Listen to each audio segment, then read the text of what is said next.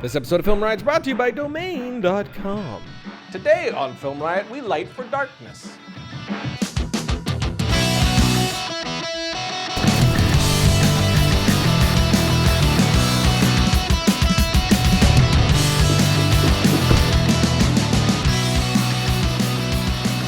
Welcome to Film Riot, the show that takes the mystery out of the effects and techniques, going to some of your favorite Hollywood films. I'm your host, Ryan Conley, and one question that I have been asked a lot over time is about shooting a dark scene. Like from this feller. Right guy, I'm trying to shoot a dark scene, but the footage is very grainy. What can I do to fix this? Or this piece of delicious eloquence, shooting in the dark. How? See that right there? That's writing. Bump me. Like fist bump you? No. Or something dirty. No. It's the throw to the bumper. Gross!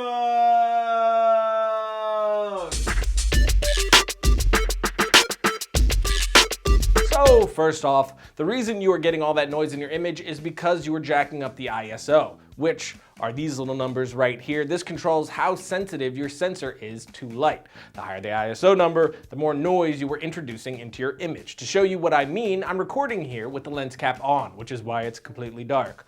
I'll bring up the brightness a touch so you can see the noise better. And as you can see, even though I'm at the lowest ISO number here on my camera, there is still a bit of noise in the shadows.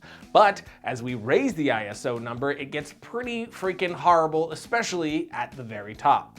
And once you add your color grade to that, especially if you're raising light levels, it's just gonna bring out that even more. And here is what it looks like with an actual image. I have Josh here. It's far too dark, so I'm gonna bring up my ISO and end up with something that looks like digital vomit. And then I add my color grade again, and it just gets worse. Of course, I'm showing you an extreme version of this to make the point, but it works just the same. The first thing that I can do here is use a faster lens. Faster, meaning it gets stopped down to a lower number. The lens I'm using bottoms out at a 4, which isn't great. So I'll switch over to my 50mm, which can go down to a 2 by opening up the iris, which if you look through the 50 here, you can see what that looks like. The lower the f-stop number, the more wide open that iris becomes. So with my 50mm lens on, I can drop down the ISO to lessen that noise and open up my iris to allow more light in. But even still, the shot's looking ugly. At least it's usable now, but there's still a lot we can do to it to make it much more prettiness looking, which first thing we're gonna do is introduce some light into the scene. And we're gonna do this two different ways. First, we're gonna be getting the look we want in camera. Then we're gonna do the shot to get it in post. So first, in camera. The most important thing for me here is bouncing light. I don't use any direct light unless I'm simulating light that's coming from an open window, a lamp, or some other source. First thing I'm gonna try out is bouncing light from the ceiling, which I never do in these no light shots. For me, the main thing I'm trying to find when I light this way is how do I light it to make it look like there is no lighting, which of course will never be the case. So really it's how do I light it so that the audience doesn't think about lighting. And for me, bouncing off the ceiling doesn't do it. It brightens up the scene as a whole, which makes it hard to mess with the light on my subject versus background, and it's clearly top lit. The reason I don't like that is because the light that's coming in this room would usually be from spill over from another room, maybe light coming from under the door or a window. So I'm thinking about that motivation when setting my lights. So I'll adjust where I'm bouncing the light, make it off one of the walls, more eye level, then I'll move that around on the wall till I get a level and angle that I'm happy with.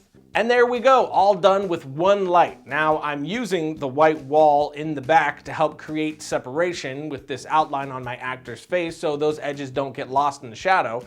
But now I'll just enhance that a touch with the grade and we have a nice and clean dark room shot. But if you don't want it so contrasty on your actor, you can add some fill light on the other side. Maybe do this by using perhaps a blue light to give it sort of a cool look, like maybe moonlight coming through a window. And yes, I know moonlight isn't blue.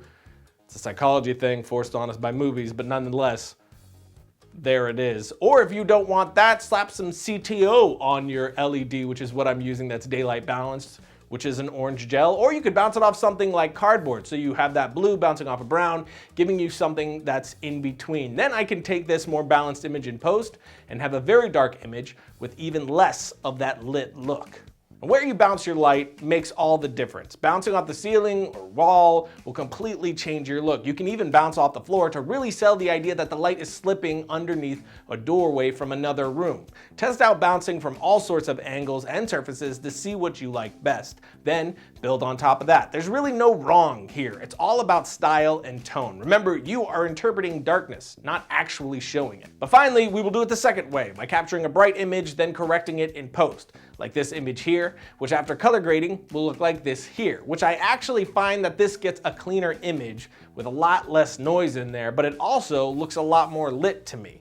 And you have to be cautious while you're lighting to make sure you are getting the levels that you want. If you light everything too flat or too contrasty, getting that final look is going to be very difficult in post. So you really have to know how to dial it in camera to get what you want later. This is definitely a way you can go, but I'm always in favor of getting as much in camera as possible. The other downside for me with doing it in post is it feels more video-ish, while I'm able to get a much more filmic vibe when doing it all in camera. All of these examples are going for a very dark look, some with less obvious light and some with more obvious lighting style. Again, it just all depends on what you want and what you're going for. So take these ideas and go test crazy, capture a bunch of different looks, bring it into your editor, see what you like best, what you like least, and then try again. Now, a break, then we compare a $25,000 lens to a $200 lens, because we can.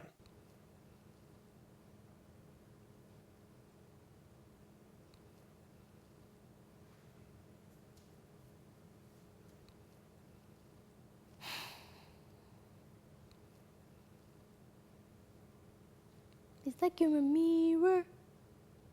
Oh. My mirror staring back at me. Couldn't get any clearer. Oh. That's a good song. If you need a website for your person, Get for it your yourself. business, Get the website yourself, Ryan. Get it for yourself. I'm gonna tell them how they could get it. Then do it! Jeez.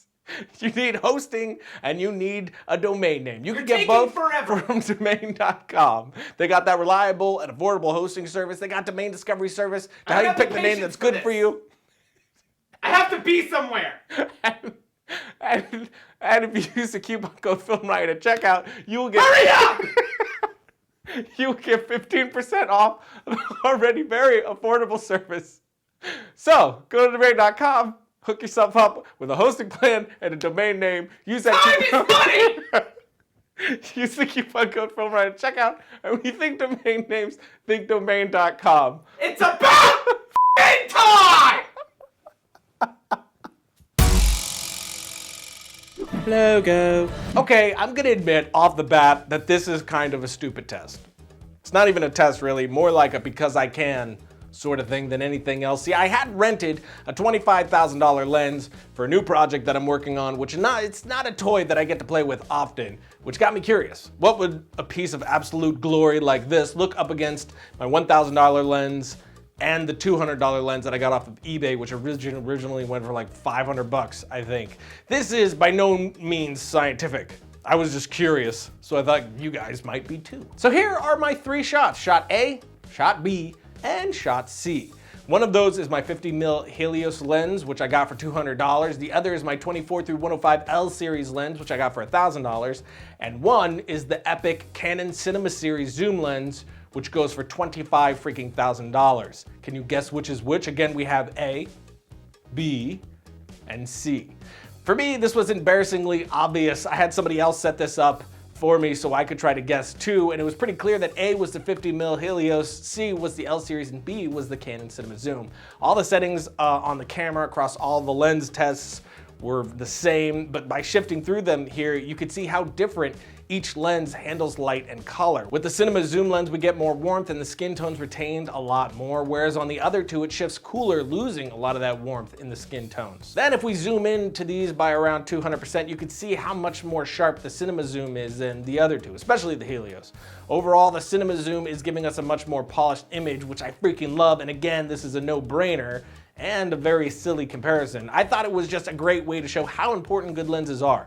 More often than not, people are just talking about the sensor, the resolution, and so on, but remember, the first thing your light touches is the lens.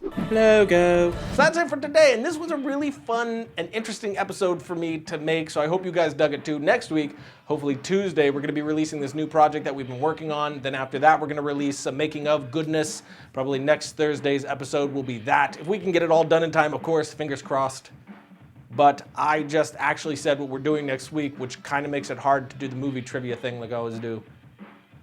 So, in what movie do 3 boys build a spaceship out of scraps? You can tweet me the answer here if you know it. Why'd you go backwards to go sideways? That was There's a weird. thing in my way. That was really off-putting. I'm gonna move it. Now it's. Are you moving it? Yeah, I moved it. Have you moved it? I moved it. What was it? It was this little thing. I had my water on it. So you went backwards to go around it? Yeah, because I put it, and I was like, what do I do? That was really weird. I was gonna jump over it, but I thought that would be dangerous. That would have been more potentially. interesting, actually. But there's not a lot of room here, Yeah, I can see. so I didn't. I can see where We don't really have any the help. caution came from. I'm gonna. Just don't go around it again because it was weird. Okay. My bad. Oh my god!